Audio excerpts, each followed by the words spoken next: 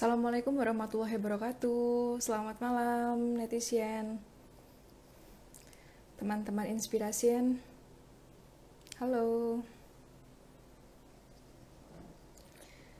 Ya, jumpa lagi dengan saya Astriani Dwi Aryaning Tias yang akan menjadi host malam ini di acara Kisah Inspiratif Pasien seri kedua. Halo, saya ingin menyapa terlebih dahulu untuk teman-teman yang sudah menyempatkan untuk hadir, join. Mungkin bisa di-share dari kota mana, jadi kita bisa saling menyapa, teman-teman inspirasian. Ya, semoga kita semua selalu dalam kondisi sehat, baik, dan penuh rasa syukur ya teman-teman. Apalagi ini adalah akhir dari pekan ini, di hari Minggu malam, yang mungkin di beberapa kota hujan ya, karena memang sekarang sedang musim hujan dan beberapa hari ini tuh sering hujan terus gitu, jadi syahdu ya suasananya. Dan kali ini kisah inspiratif yang kedua kita sengaja buat gitu ya untuk memperingati nih teman-teman bahwasanya bulan November 2021 ini adalah merupakan bulan kesadaran gangguan tiroid, yaitu adalah hipertiroid. Nah, teman-teman mungkin yang join kali ini gitu ya, mungkin sudah ada yang tahu, ada yang memahami tentang hipertiroid itu apa, kemudian seperti apa ya, apa sih yang dimaksud gangguan hipertiroid gitu. Karena ternyata gangguan hipertiroid itu adalah salah satu dari gangguan tiroid fungsional. Jadi ada hipertiroid dan juga ada hipotiroid. Saya akan coba share mungkin ya sebelum kita nanti masuk ke topik utama kita, yaitu menceritakan tentang lika-liku dari pejuang hipertiroid, yaitu adalah Mbak Awidah Riyatin, sahabat saya juga, orang yang sangat saya kagumi juga di salah satu member atau anggota dari suatu komunitas pejuang tiroid Indonesia atau Pita Tosca Indonesia. Nah, beliau ini sangat menginspirasi. Kenapa bisa dibilang begitu? Karena kita melihat betapa betul ya perjuangan teman-teman hipertiroid ini, dan khususnya dari Mbak Awidah sendiri. Beliau berusaha untuk menormalkan gangguan fungsinya seperti itu untuk berdaya kembali. Nah, sebelumnya saya coba dulu untuk share apa itu hipertiroid ya. Semoga nanti teman-teman bisa tahu nih, bisa ada gambaran. Mungkin yang baru tahu tentang hipertiroid. Nah, di sini bisa dilihat nih sama teman-teman semua ya. Hipertiroid adalah penyakit akibat kadar hormon tiroid yang terlalu tinggi di dalam tubuh. Nah, kondisi kelebihan hormon ini dapat menimbulkan gejala seperti jantung berdebar, tremor, keringat berlebih, dan juga penurunan berat badan. Nih teman-teman, jadi penurunannya itu secara drastis ya. Kita yang awalnya mungkin merasa normal, tapi ternyata loh kok ngerasa beberapa akhir ini berat badannya cenderung menurun ya, padahal tidak melakukan aktivitas yang berat atau tidak dalam program diet seperti itu ya, tapi kok tiba-tiba berat badannya turun. Nah, ini perlu juga untuk diwaspadai ya teman-teman dari gejala hipertiroid sendiri. Nah, untuk hipertiroid ini sebetulnya juga seperti gangguan fungsi dari gangguan tiroid. Sebetulnya kelenjar tiroid itu apa gitu ya.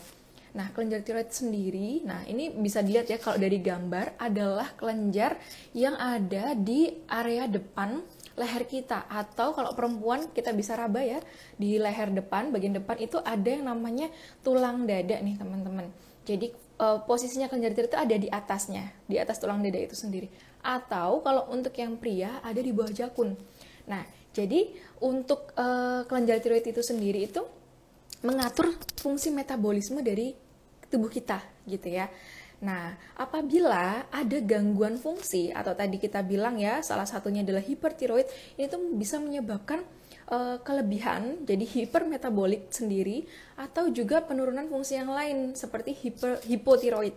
Nah, seperti itu ya. Jadi teman-teman bisa kebayang ya kalau misalnya dalam kasus hipotiroid gitu, bagaimana sih tiba-tiba tubuh kita tuh mengalami tremor gitu ya, mengalami hipermetabolik atau ketidaknyamanan dari gejala-gejala klinis yang nampak. Nanti mungkin Mbak Awidah bisa cerita nih kepada kita semua ya, salah satu pejuang tiroid, hipertiroid ini yang benar-benar gimana sih rasanya nggak nyaman seperti itu ya.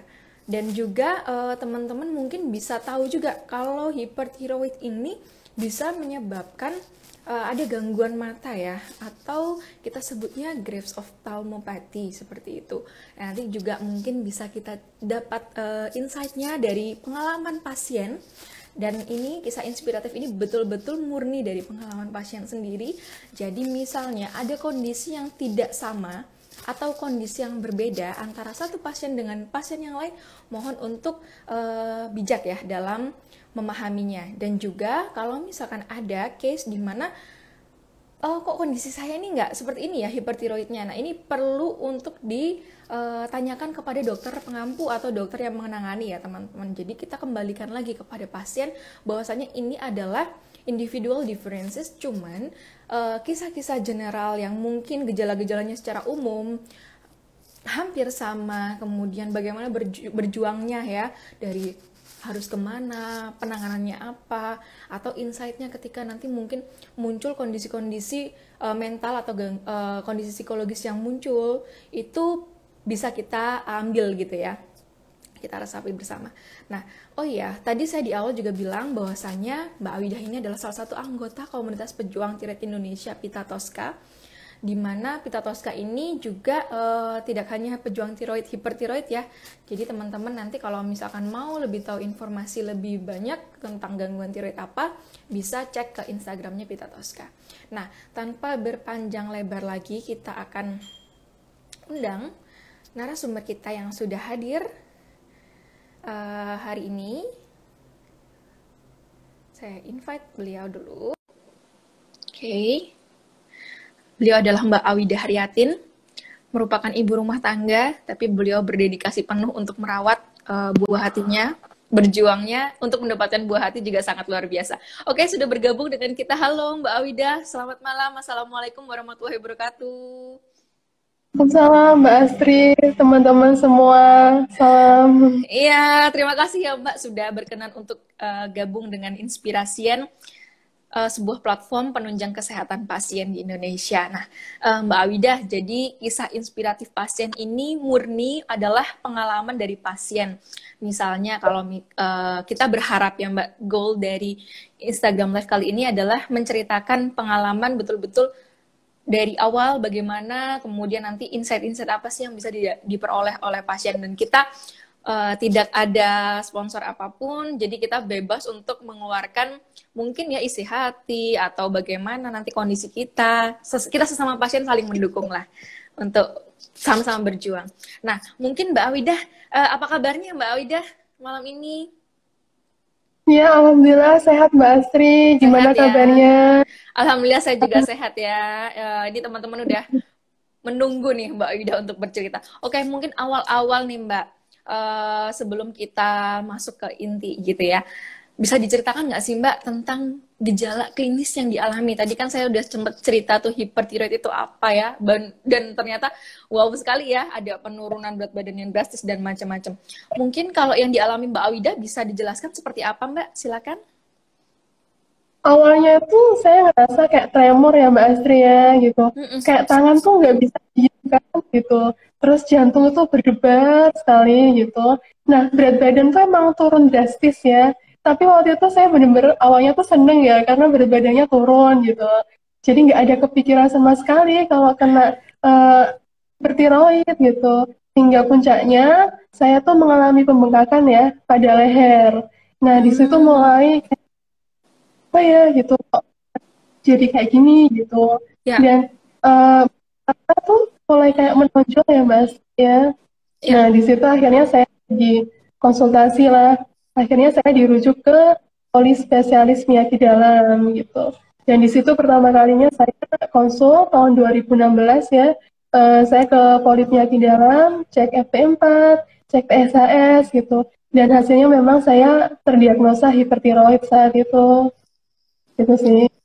Oke, jadi sejak awal bergejala gitu Mbak, sampai Mbak memutuskan untuk cek ke dokter, itu jedanya berapa lama Mbak Amida?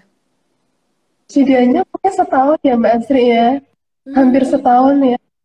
Karena iya, iya, jujur ya, saya masih kayak muda dan belum aware ya dengan kondisi tubuh ya Mbak Asri ya. iya, Waktu iya. saya ngalami gejala seperti itu kayak masih merasa oh nggak apa-apa kok ini gitu, nggak apa-apa gitu.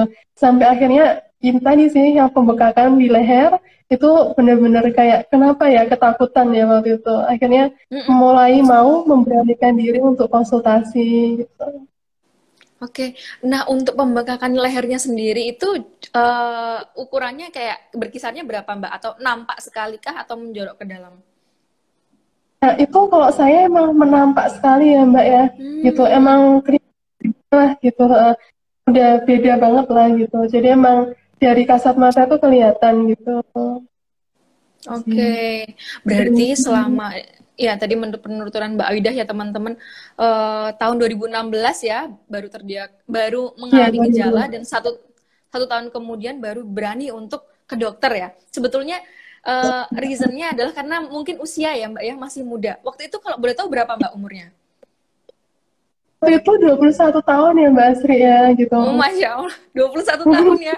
Nih teman-teman ya, mungkin yang baru join juga, halo semuanya, selamat malam.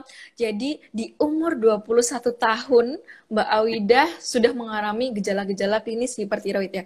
Bayangin ya teman-teman semua, di masa-masa mungkin ya Mbak ya, penuh dengan rasa ingin explore dunia gitu ya, produktif seperti itu. Nah, ini Mbak mengalaminya ada sempat penolakan diri gitu nggak Mbak? Maksudnya, oh kok aku seperti ini ya gitu, mengalami seperti ini gitu. Iya, itu pasti sih. Jadi 2016 akhirnya konsultasi kan. Nah, di situ terdiagnosa hipertiroid. Nah, saat itu saya masih denial ya, Mbak, gitu. Masih, wah, apa sih hipertiroid? Jujur saya tuh nggak tahu sama sekali waktu itu soal hipertiroid. Dan saya akhirnya memutuskan untuk alternatif aja, nggak balik ke Hmm, dokter. Nah, yang triggernya malah makin parah gitu. Karena nggak menuruti saran dari dokter tadi gitu. Kurang lebih 6 bulan lah saya alternatif itu, dan gejala yang saya alami itu makin parah ya gitu. Nah, setelah makin parah dan bengkak di leher itu makin ketara gitu, akhirnya saya mencoba lagi konsul lagi ke dokter penyakit dalam, dan hasil FT4 sama TSH saya memang makin buruk ya dari awal hmm, cek lab itu. oke. Akhirnya Nah, saya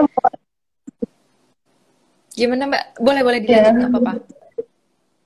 akhirnya dari situ sih Mbak Asri, karena pengalaman tadi yang akhirnya oh ya udahlah ngikutin saran dokter ya gitu. Mulai disiplin minum obat, mulai disiplin rutin konsul setiap bulan, dan mulai cari info-info lah soal hipertiroid. Harus apa sih saya ya gitu supaya membantu supaya cepet pereda lah ya ini sakitnya, dan hasilnya lebih normal gitu, segera normal gitu.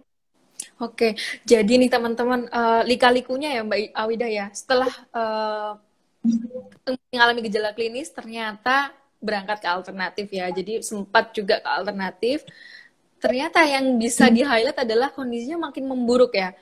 Kondisi pemeriksaan labnya makin memburuk ya Mbak Wida ya. Nah ini salah satu poin ya teman-teman, mungkin pejuang hipertiroid yang di sini, halo semuanya. Tadi juga saya sempat baca ada yang seumuran dengan Mbak Wida, ada yang juga mengalami kondisi yang sama.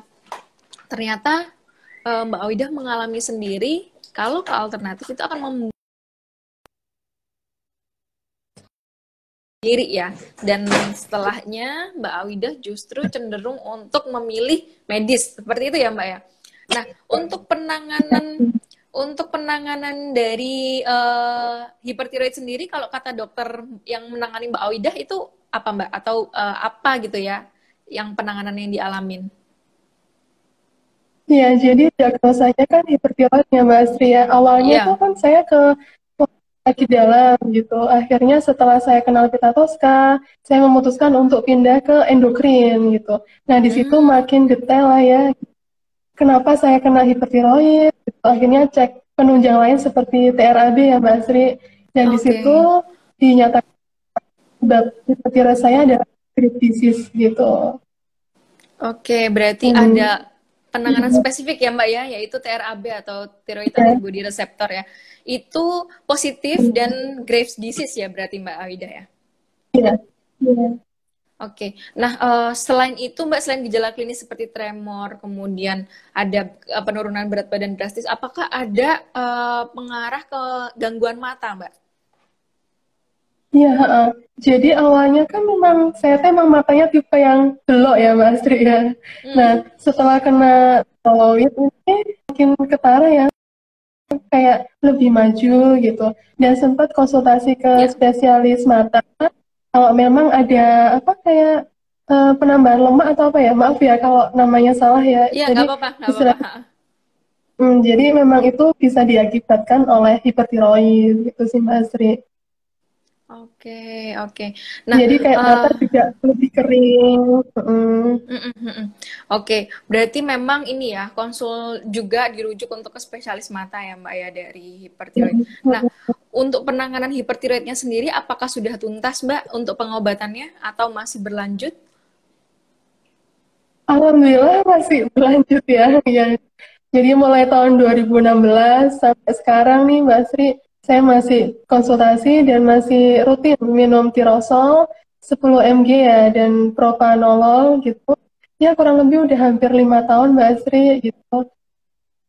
Iya, oke. Berarti masih mengkonsumsi obat. Nah, dari dokter sendiri apakah ada alternatif, maksudnya opsi untuk penanganan yang lain gitu Mbak? Maksudnya selain farmakoterapi atau obat?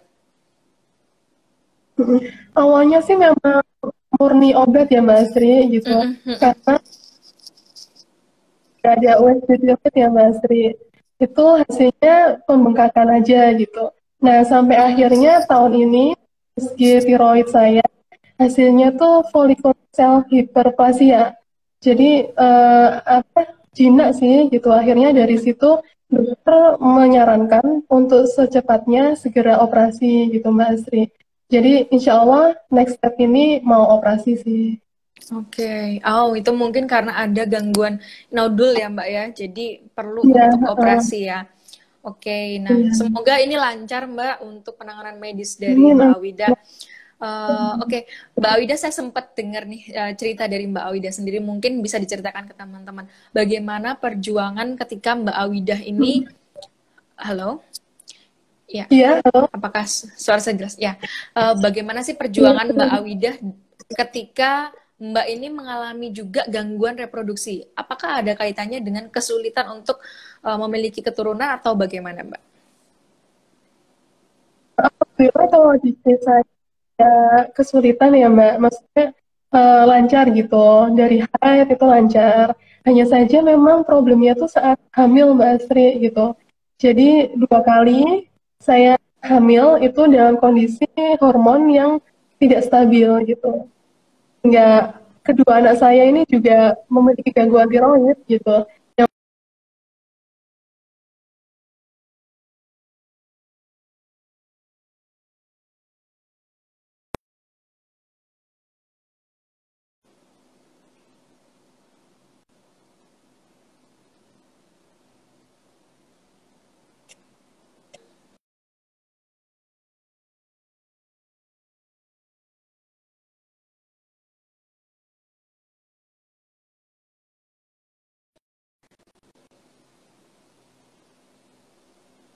Ya, halo Mbak Awidah.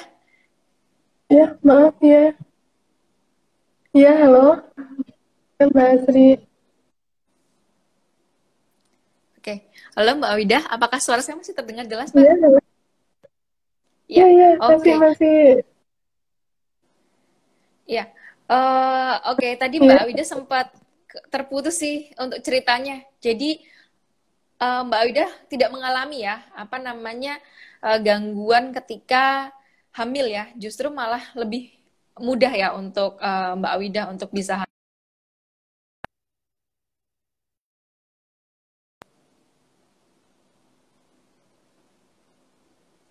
Sekarang kita buka lagi untuk sesi tanya jawab dengan Mbak Awidah ya. Kita tunggu beliau untuk join.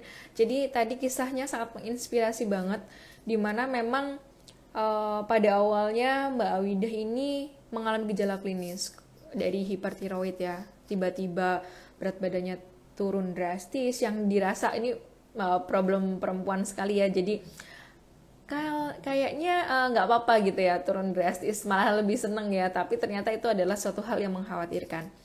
Terus tidak terasa kalau misalkan itu diabaikan dan juga Mbak Wida malah cenderung untuk alternatif. Dan ini adalah sesuatu yang berbahaya ya, maksudnya untuk kondisinya Mbak Wida sendiri.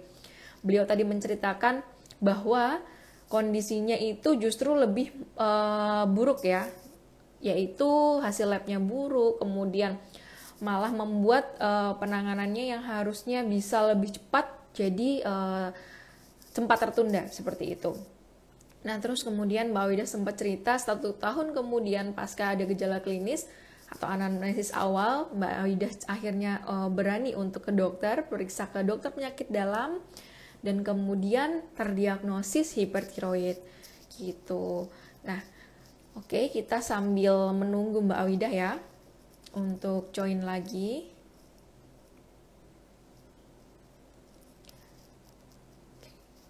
Kita invite beliau. Terus kemudian Mbak Wida akhirnya memutuskan ya untuk join ke sebuah komunitas yaitu Pita Tosca, komunitas pejuang tiroid Indonesia. Di sana mendapatkan informasi-informasi bahwa kalau ada gangguan tiroid yaitu khususnya hipertiroid, bisa untuk juga memiliki opsi periksa ke dokter endokrin ya, atau dokter penyakit dalam konsultan endokrin metabolik diabetes yang memiliki gelar tersebut. Nah, kemudian setelah beliau periksa seperti itu ya, beliau ini cenderung untuk mendapatkan rujukan atau mendapatkan rekomendasi untuk memeriksakan adanya gangguan mata juga ya. Jadi beliau mendapatkan rujukan untuk ke spesialis mata dan akhirnya tertangani. Namun beliau saat ini harus berjuang lagi bahwa beliau tuh memiliki juga gangguan nodul ya. Mbak Wida, saya sudah send, bisa di-accept untuk bisa join lagi.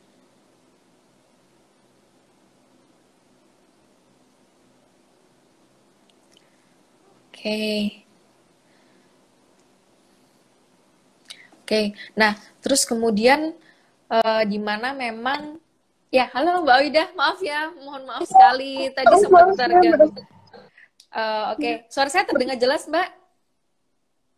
Iya, sudah, Mbak. Oke, untuk teman-teman tadi yang sudah gabung dan sudah sharing juga ada pengalamannya selama dari umur 14 tahun saya tadi sempat membaca ya, mengalami gangguan tiroid dan juga masih berobat ke dokter penyakit dalam atau dokter endokrin yang menangani. Saya salut nih sama teman-teman semua. Dan juga ada yang saat ini juga sedang hamil 8 bulan dengan hipertiroid. Nah, mungkin Mbak Awidah bisa menceritakan tentang kehamilan dengan hipertiroid, Mbak. Gimana sih ceritanya dan gimana sih berjuangnya pasti ya, Mbak ya. Ya. Jadi memang benar 2 kali kehamilan saya tuh dalam kondisi yang belum stabil ya Mbak Astri gitu. Dan anak pertama saya dan juga anak kedua saya ini yang paling apa ya, journey-nya luar biasa tuh waktu hamil anak kedua ya Mbak Astri gitu. Karena putra saya tuh hipo dan juga prematur. Karena pada saat saya hamil anak kedua, saya ini pernah mengalami badai tiroid Mbak Astri gitu. Jadi benar-benar, jadi saya harus bed rest dan juga harus minum obat yang dosisnya lebih tinggi ya gitu. Tapi di satu sisi harus mengorbankan tiroid anak ini gitu. Jadinya dia lahir dengan kondisi hipotiroid. Oke, baik. Nah, untuk putranya sendiri sudah umur berapa nih Mbak Awida? Nah, kalau sekarang usia 1 tahun ya Mbak Astri gitu. Sekarang masih treatment Euthyrox, walaupun hormonnya udah normal, tinggal FT3-nya sih yang masih harus distabilin gitu. Jadi tetap konsumsi Euthyrox gitu dan rutin setiap bulan. Jadi bareng-bareng sama saya. Kalau dia ke endokrin anak, ke endokrin yang orang dewasa. Masya Allah, ya Allah. Wow, ini sungguh ya ceritanya ya, dimana memang di samping Mbak Awidah ini jadi pasien, tapi ternyata jadi caregiver dari anak sendiri ya. Yeah. Nah, Ini ada pertanyaan Mbak Widah, mungkin kita bisa sembari ya untuk tanya jawab, mungkin yang relate dengan kondisinya Mbak Widah bisa kita bahas bersama. Nah, ada yang bertanya, nah apa sih yang dialami ketika Mbak Widah ini mengalami badai tiroid? Seperti gejalanya apa waktu itu? Kok bisa menyimpulkan itu diagnosisnya badai tiroid? Iya. Waktu awal sih saya nggak tahu ya Mbak Astri kalau itu ternyata badai tiroid ya. Jadi waktu saya hamil anak kedua, memang mungkin karena faktor hormon kehamilan juga ya. Jadi setiap kali saya minum obat itu selalu muntah gitu, selalu balik lagi keluar gitu. Nah, gejala yang paling parah itu saya benar-benar tremor ya. Jantung itu Hmm, berdebar sekali. Terus kaki bengkak. Dan kalau orang-orang sekitar saya itu merasa kalau saya tuh ngobrol tuh kayak kurang nyambung gitu loh Mbak Astri, hmm, kayak enggak gitu. Walaupun iya, kalau iya. dari sisi saya tuh saya sih ngerasanya biasa aja ya, saya sih Ya, ngerasanya kayak jawabnya sesuai gitu, tapi itu pun divalidasi dengan dokter kalau memang mm-mm. saat dokter jawab ke saya tuh jawabannya udah nggak nggak nyambung lah gitu. Nah, Ya. dari hasil labnya pun juga sangat tinggi waktu itu Mbak Astri gitu. Oke, ya.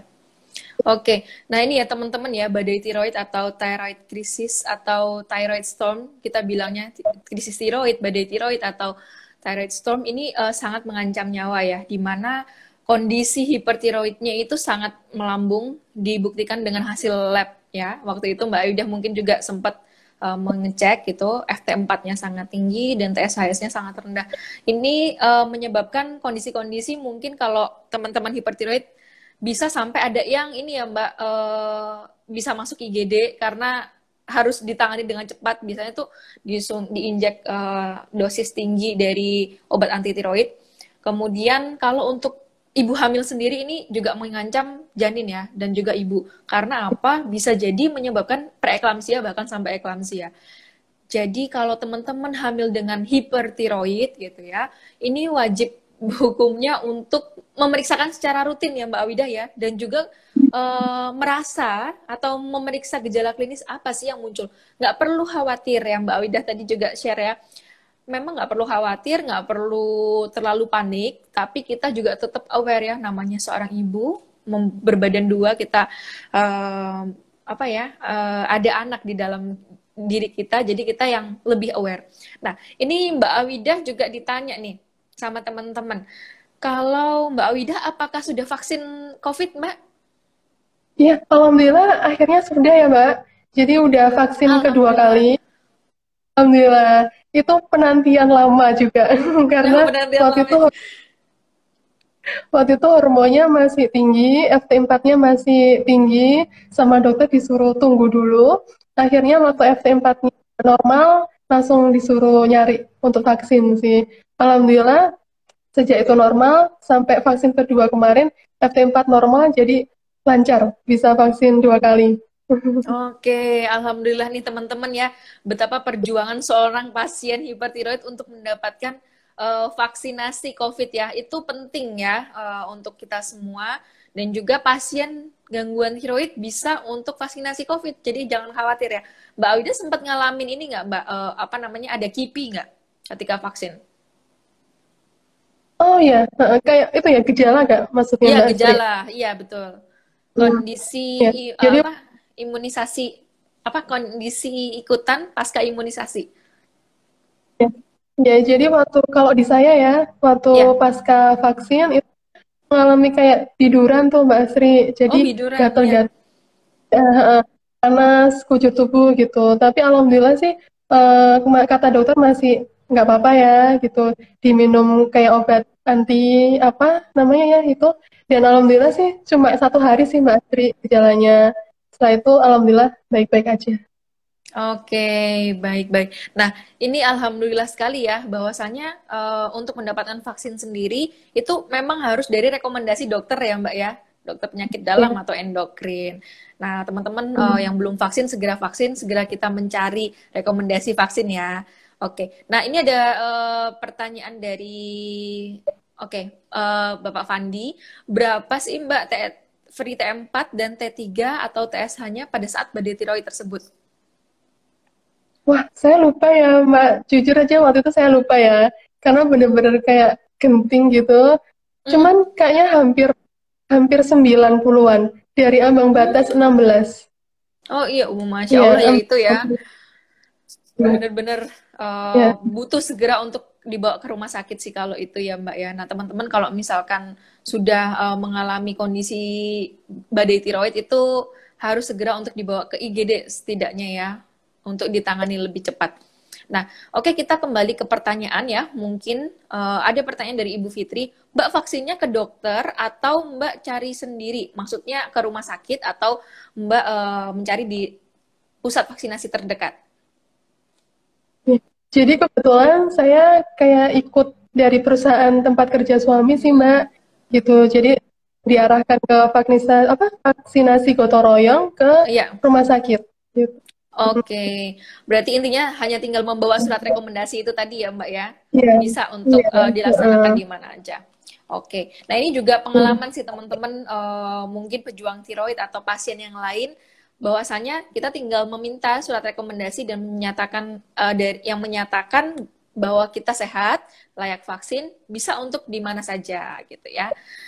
Terus kemudian ini ada pertanyaan lagi Mbak Awidah, kalau anak pertanyaannya apakah mengalami hipo atau hipertiroid kongenital seperti adiknya dan saat kondisi kehamilannya bagaimana? Kalau putri saya yang pertama tuh hipertiroid kongenital ya Mbak gitu. Jujur waktu Hmm, awal hamil anak pertama itu hormonnya normal.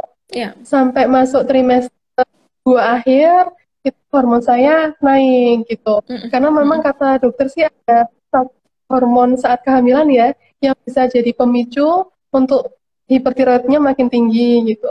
Nah, waktu itu anak saya akhirnya lahir dalam kondisi hipertiroid, tapi menurut dokter endokrin anak itu masih disebabkan karena faktor hormon saat hamil, saat di dalam kandungan maksudnya gitu.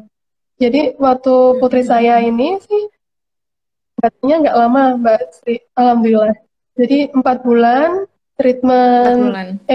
tirosol ya, treatment tirosol, alhamdulillah normal hingga sekarang. Tapi konsekuensinya Oke. memang setiap 1 tahun sekali terusin lagi gitu. Jadi tiap ulang tahun ambil darah gitu. Iya, iya, iya. Hadiah ulang tahun ya malah Mbak ya. Jadi ya ulang tahun. Oke, nah ini ya teman-teman bukti bahwasannya perjuangan pasien itu tidak melulu dari hasil lab ya. Bahwasannya ada sisi lain di mana berjuangnya itu, oh oke, kita mengalami kepanikan ya hasil lab. Diagnosis juga ditentukan dari hasil lab kita, tapi perjuangan di mana oh ternyata ada harus menjadi caregiver anak-anaknya bahkan ya harus struggling dengan kehidupannya meskipun uh, berprofesi sebagai ibu rumah tangga, tapi bagaimana untuk menstabilkan emosi, kondisi fisik juga itu perlu ya. Wah, itu luar biasa sekali. Nah, mungkin teman-teman bisa mengambil sisi positifnya, insight dari apa yang Mbak Awidah ceritakan hari ini, kisah-kisahnya. Betapa dari pertama sudah normal karena hamil, harus normal, terus anjlok lagi. Kemudian harus normal lagi karena mau vaksin, sekarang ada nodul lagi. Nah, ini berkaitan dengan pertanyaan dari satu lagi ya Mbak ya, dari apakah tadi ketika Mbak Wida menceritakan nodul, apakah Mbak Wida sendiri sudah melakukan ablasi atau pemeriksaan lanjutan dari hipertiroidnya? Kalau mereka kayak ablasi sih belum ya Mbak Sri. Jadi selama ini saya pengobatan ini aja, obat tirosol dan juga propanolol gitu. Hingga akhirnya kemarin hasil FNAB-nya keluar, insya Allah nanti lanjutannya ini mau operasi. Karena kalau ablasi, menurut dokter yang menangani saya, karena saya ini grip disease, terus matanya juga udah menonjol gitu. Nanti takutnya kalau ablasi nanti makin parah gitu matanya gitu.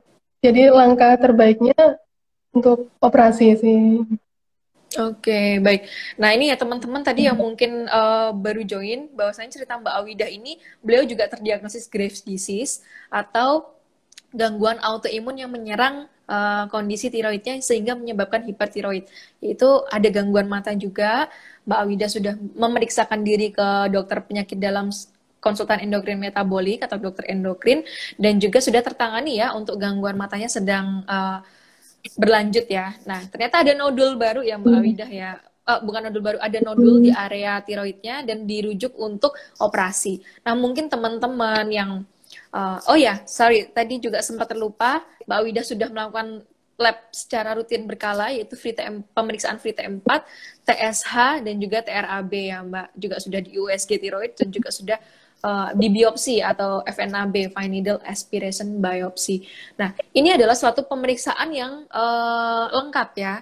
Teman-teman nanti mungkin yang bisa menyimak juga Instagram live kita hari ini, harapannya juga bisa memeriksakan secara lengkap dan monitoring berkala supaya teman-teman bisa dapatkan opsi untuk pengobatan medis ini secepatnya dan setepatnya. Seperti Mbak Awida, bahwasanya tadi sempat mungkin nyasar ke alternatif, tapi mindsetnya akan kembali ke medis. Dengan medis kita bisa, Mbak Awidah bisa sembuh ya. Semoga bisa mencapai remisi Mbak Awidah, amin. Ya. Oke, ini tadi resume untuk teman-teman yang baru join. Ini ada salam dari teman-teman luar biasa. Tuhan selalu memberkati Mbak Awidah perjuangannya. Dan mungkin Mbak Awidah untuk ada kayak pesan dan kesan untuk teman-teman inspirasian atau teman-teman pasien yang lain yang sedang berjuang dengan penyakit kronisnya, boleh di-share dengan kami semua. Mungkin kalau dari pengalaman saya ya, bisa sharing sama teman-teman, yang pasti sih kita harus rajin ya, maksudnya disiplin, minum obat gitu, apapun saran dari dokter, kita harus patuhi gitu. Kalau misalnya ada yang mengganjal, mungkin bisa cari second opinion, tapi percayalah kalau langkah medis adalah yang terbaik, Mbak Astri. Oke. Dan Mungkin tetap ada semangat yang pasti ya. Oke. Nah, itu ya Mbak ya. Ada apa kata-kata motivasi buat teman-teman yang mungkin lelah dengan pengobatannya atau bagaimana ya dengan dokter yang menangani atau mungkin pengobatan medisnya sudah terlalu lama gitu. Mungkin ada yang perlu di-sharing. Ya sama sih. Saya kan juga harus minum obat setiap hari ya Mbak Astri. Kadang kayak bosan gitu minum obat terus ya gitu. Tapi mungkin ya mungkin bisa cari sumber motivasi hidup kita apa gitu. Mungkin kalau yang ibu-ibu seperti saya Mbak Asri, kalau lihat anak kan, wah kita harus tetap sehat, harus semangat gitu untuk anak-anak gitu. Jadi ya, dan yang pasti diri kita, tubuh kita itu wajib dan layak untuk diperjuangkan gitu, dan tetap semangat. Insya Allah sih kayak semua kemudahan kita akan bisa ada di titik sehat gitu Mbak Asri, sehat selalu gitu. Oke, nah ini ya, tadi saya mau quote nih, Mbak Awidah, bahwasanya hidup kita, tubuh kita itu layak untuk diperjuangkan nih teman-teman semua. Buat yang teman-teman pasien yang sedang menonton live Instagram hari ini, jangan pernah patah semangat. Bukti bahwa semua pasien ini berhak untuk sehat, berhak untuk berdaya, berhak untuk mendapatkan hal layak untuk yang paling benar-benar utama, yaitu adalah kesehatan ya Mbak Awidah ya. Oke, semoga Mbak Awidah segera mencapai remisinya, semoga sehat selalu, anak-anaknya diberi kesehatan, keluarganya diberi sehat semua, teman-teman semua yang hadir, netizen semuanya, supaya kita tetap tenang jadi pasien, kita tetap harus periksa secara medis, dan juga jangan lupa mungkin bisa gabung support group ya, yang sesuai dengan teman-teman penyakitnya, yaitu mungkin kalau yang gangguan tiroid bisa ke Pita Tosca, atau yang teman-teman kanker bisa ke support group pasien yang lain. Ini juga tadi ada Dr. Aswin bergabung, beliau adalah dokter spesialis penyakit dalam.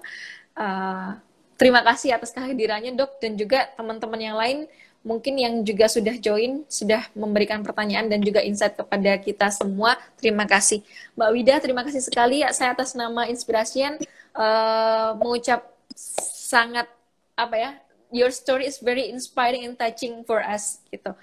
Jadi semoga ini menjadi manfaat buat kita semua supaya tetap tenang jadi pasien. Oke, kita sudahi dulu Instagram live kisah inspiratif pasien. Semoga kita bisa join di next kisah inspiratif pasien yang lain. Sehat selalu semuanya, trust our medical process, dan jangan lupa semangat. Wassalamualaikum warahmatullahi wabarakatuh. Selamat malam semua.